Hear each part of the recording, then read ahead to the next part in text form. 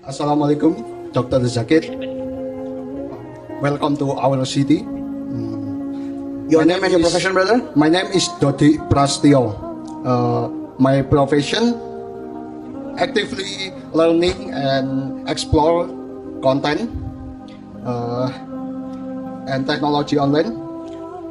Can you post your question briefly how was the in 2 to way- 3 sentences? How was the way Prophet Muhammad, peace be upon him, approached business and investment in his time? And what is your view on the modern trend where many influencers promote cryptocurrency, especially Bitcoin, as the fast way to become rich? Is this aligned with Islamic teachings? Brother, the question, how did Prophet Muhammad sallallahu alaihi wasallam deal with business, earning money? Is cryptocurrency, what's my view on cryptocurrency? How can you get rich fast, correct? Yes. Yes. Muhammad sallallahu alaihi wasallam was a business, he was a messenger of Allah, number one. He was a da'i, and he was also a businessman. He did business. And if you read the seerah of the Prophet, initially, of course, he used to take the caravan of Hazrat Khadija, may Allah be pleased with her. He was a very successful businessman, mashallah. Regarding your question, what the Prophet gave, what you read in the Quran and the Hadith are guidelines for doing business. That when you do business, do not deal in riba. Allah says in the Quran in Surah Baqarah chapter 2 verse number 275, do not deal in riba. But they say riba is like business. Tell them business is permitted, riba is haram. Interest. So dealing in interest is haram. Do not lie. Do not cheat. Surah Baqarah chapter 2 verse 188. Do not use your wealth as bait for judges in order to eat other people's wealth. Do not bribe. So there are various guidelines. See to it that when you measure and weigh, you do not cheat in that. When you measure in length, do not cheat in that. There are various guidelines. You can give a lecture on this. For doing business, there are various guidelines. And unfortunately, many Muslims are not aware of the Islamic guidelines in business. There are many Muslims who are doing business and they're doing haram for years. They're making money but they don't know it is haram. For example, today itself, I was speaking to someone from Dubai and one of my business is buying and selling cars. So he tells me, Dr. Zakir, tell me how much you want to sell your car for. I say, okay, I want to sell for 300,000 dirham. Okay, whatever above I sell, I'll take it. I said, that's not allowed. Why? I'm giving you what you want. Commission is allowed in Islam, but if he's not the owner, he says, okay, I will sell for 350,000. I'll keep the 50,000 in my pocket. This is normal in society, is accepted. Logical, na? I want to sell for 300. He gets the customer for 350. He keeps the 50,000 for himself. Logically, it may sound to be normal, right or wrong? But Islamically, it's haram. What does Islam say? You are misguiding the buyer. The buyer doesn't know that you want to sell for 300,000. You sell for 350,000, you're keeping 50,000. That means you're cheating the buyer. So in Islam, he can buy the car from me, pay me my full 300,000, then sell for 400, 500, that's his business. So you cannot sell something which you do not own. So in this aspect, there are hundreds of laws in business. I cannot, I'll have to give a talk for hours together. You understand now? So there are rules for business, should not cheat, should not bribe, should not differ in weights, in measurement. Various rules are there. You cannot hoard something and increase the price. If it's a necessity, you cannot hoard rice and increase the price. Yes, if it is a luxury, you can. So there are guidelines in Islam for various things. I'll come to your question on cryptocurrency. As far as cryptocurrency is concerned, it's a digital currency that was launched a few years ago. As far as cryptocurrency is concerned, as of now, majority of the scholars, they say, because it is doubtful, better to stay away from it. Except for certain scholars like Dr. Dawood Bakar. He's also an expert in Islamic economics. He comes from Malaysia. So Malaysia is one of the countries where they did research and they say, okay, if these certain criteria fit and doesn't go against the Quran, cryptocurrency is permitted. But the other scholars, very few say it's haram, but majority say because the nature is doubtful, because of the blockchain, etc., it is not very confirmed. It is a doubtful area, grey area, stay away from it. So as of now, even I'm into business, anyone asks me, I cannot say for sure it is haram. I cannot say for sure it is halal. So I yet agree with the majority group of scholars who say stay away from it in cryptocurrency because there are various grey areas in it. Tomorrow when we get more clarification, we can classify whether halal or whether haram. But today because it's a grey area and the Prophet said when you're in doubt, leave it out. There are thousands of businesses you can do. You ask me how to get rich fast. Correct? You asked me the question how to get rich fast. Correct? Yes, correct. Best solution, offer 5 times salah. And don't miss your 2 rakah sunnah before the fajr. Yes. You know why? You know, people when they have the listing of top 10 richest people in the world. Young they people. Wait, brother, let me give the answer first. I'm giving the answer, you're saying young people. Young people. I'm giving the answer. You know, in the list of top 10 richest people, okay, number 4 is Bill Gates. Number 2, Jeff Bezos. So number 3, Jeff Bezos. Number 2, Elon Musk. Who's number 1? A Muslim who prays 2 rakah salah, Fajr salah sunnah. He's richer. Because the Prophet said the 2 rakah sunnah of Fajr salah is more valuable than the earth and the wealth in it. People come and say, Dr. Zakir, I for 4 times salah. Fajr salah I miss. I said, why? I can't get up in the morning. Every other salah I pray on time. Fajr I can't get up. So I told him, you know, okay, you're a businessman. Suppose I tell you tomorrow morning there is a business deal. Morning 5 o'clock. In which you'll get $1 million. Will you attend the deal? He said, yes. But you can't get up in the morning. No, $1 million. I won't sleep also. So for $1 million you cannot sleep. The 2 rakah sunnah, the Prophet said, is more valuable than the world, the wealth in it. What is the value of the Fajr salah think? For us Fajr. The problem is we hear the hadith but we don't believe in it. We read the Quran, we don't believe in it. Allah says, so I tell, I will never miss.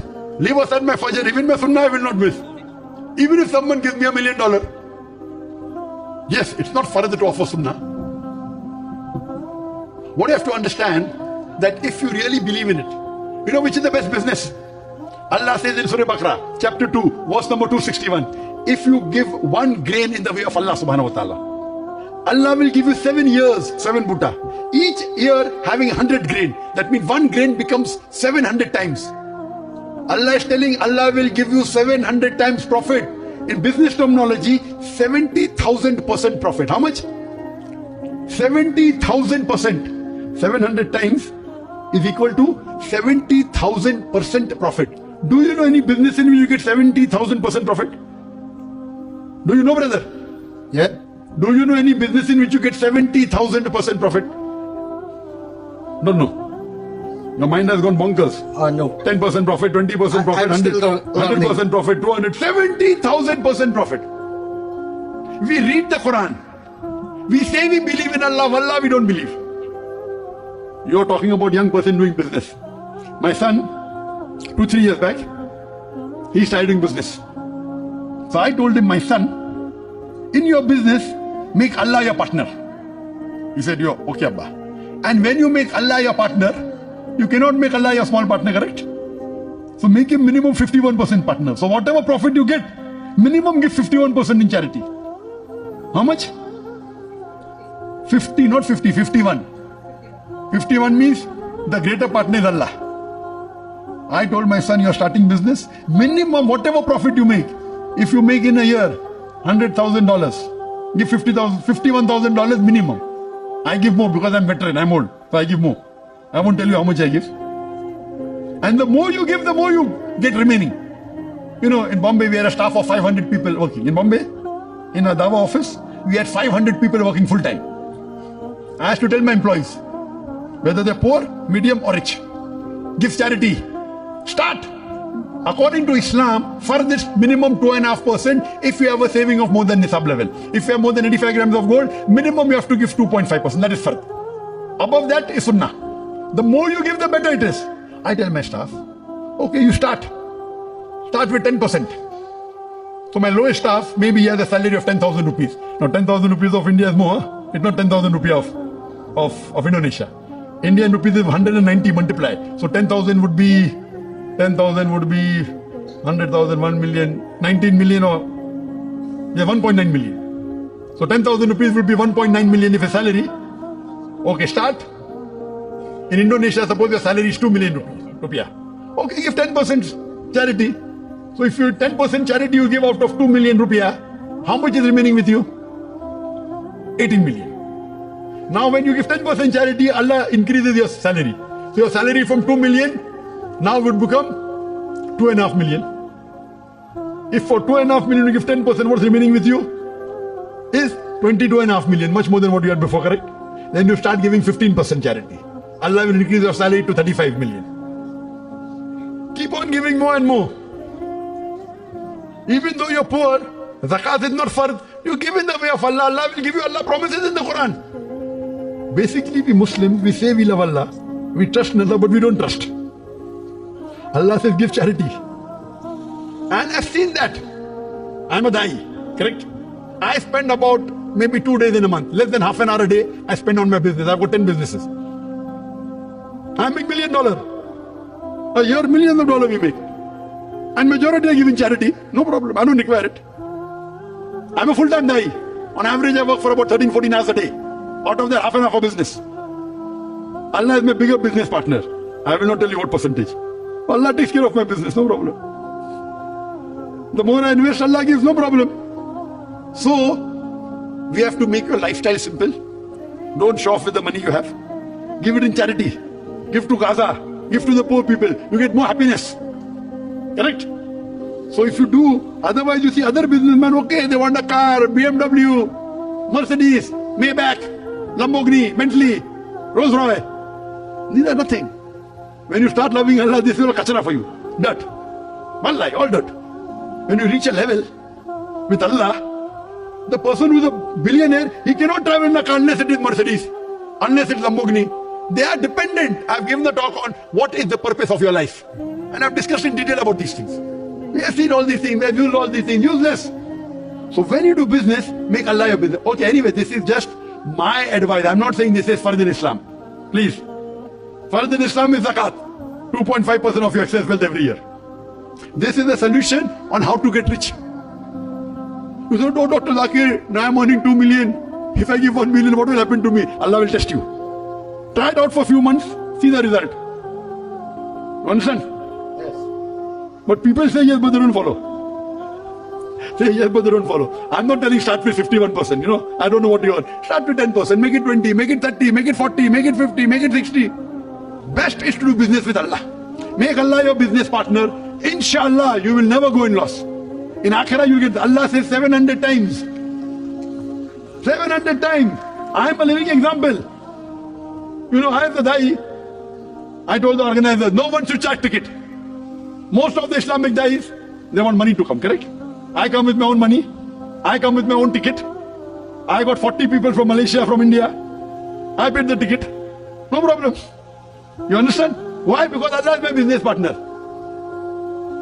I don't want anyone to come here for paying money. I never take any fees for my lecture. People are willing to give me $10,000, $100,000. Sometime one person offered me $1 million. I said, how? I will make 1 million, you make 1 million. I said, no. I'm happy with what I'm getting here. I'm making millions like that only. Why should you charge from the Ummah? It has become a trend in the Western world. You're charging for entry. What is this? If the Sahabas and a Prophet started charging for Islamic lectures, would we become Muslims? No. It's not haram to charge, but you're making it a business. If you're working and taking salary, no problem. But it has become a business. Organizers make, they spend money and they share with the speaker. What is this? Therefore, these organizers, mashallah, see, Allah help them. All this they're doing. The Ummah is strong in the Muslim Ummah. See the Islamic setup. It's good or bad? Mashallah, yet free, correct? Who's supporting Allah? It's the Indonesians who are giving. I did not give money for this. I can give. But doesn't look at me and coming and making the stage.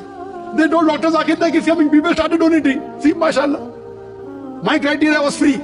No one should charge. One business, how much you want? They gave, see this. So we have to trust in Allah. Do dawah professionally. You know, my Rolls Royce. Where is my Rolls Royce? These cameras. Do you know these cameras more expensive than my Rolls Royce? Do you know that? One camera is costing $300,000. A cheap Rolls Royce is less than $300,000.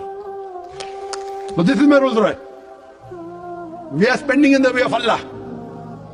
So we are proud that we want to use the best of technology for dawah. And when you use best of technology for dawah, Allah gives you. So we spend in the way of Allah. Allah will give you multiple times more. Hope that answers the question. Thank you.